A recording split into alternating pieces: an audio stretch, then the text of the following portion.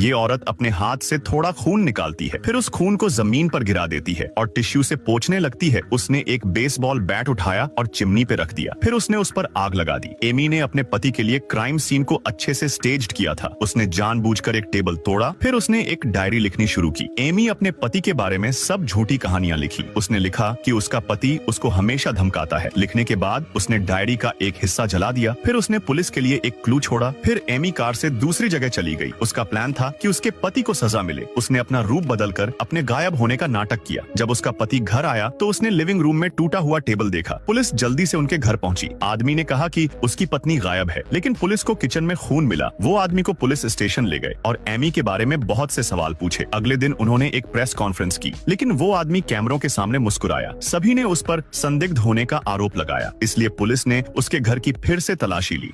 ये औरत अपने हाथ से थोड़ा खून निकालती है, फिर उस खून को जमीन पर गिरा देती है और टिश्यू से पोंछने लगती है। उसने एक बेसबॉल बैट उठाया और चिमनी पे रख दिया, फिर उसने उस पर आग लगा दी। एमी ने अपने पति के लिए क्राइम सीन को अच्छे से स्टेज्ड किया था। उसने जानबूझकर एक टेबल तोड़ा, फिर उसने एक डायरी लिखनी शुरू की। एमी अपने पति के बारे में सब झूठी कहानियां लिखी। उसने लिखा कि उसका पति उसको हमेशा धमकाता है। लिखने के बाद उसने डायरी का एक हिस्सा जला दिया, फिर उसने पुलिस के लिए एक क्लू छोड़ा। फिर एमी कार से दूसरी जगह चली गई। उसका प्लान था कि उसके पति को सजा मिले। उसने अपना रूप बदलकर अपने गायब होने का नाटक किया। जब उसका पति घर आया तो उसने लिविंग रूम में टूटा हुआ टेबल देखा। पुलिस जल्दी से उनके घर पहुंची। आदमी ने कहा कि उसकी पत्नी गायब है, लेकिन पुलिस को किचन में खून मिला। वो आदमी को पुलिस स्टेशन ले गए और एमी के बारे में बहुत से सवाल पूछे। अगले दिन उन्होंने एक प्रेस कॉन्फ्रेंस की, लेकिन वो आदमी कैमरों के सामने मुस्कुराया। सभी ने उस पर संदिग्ध होने का आरोप लगाया, इसलिए पुलिस ने उसके घर की फिर से तलाशी ली।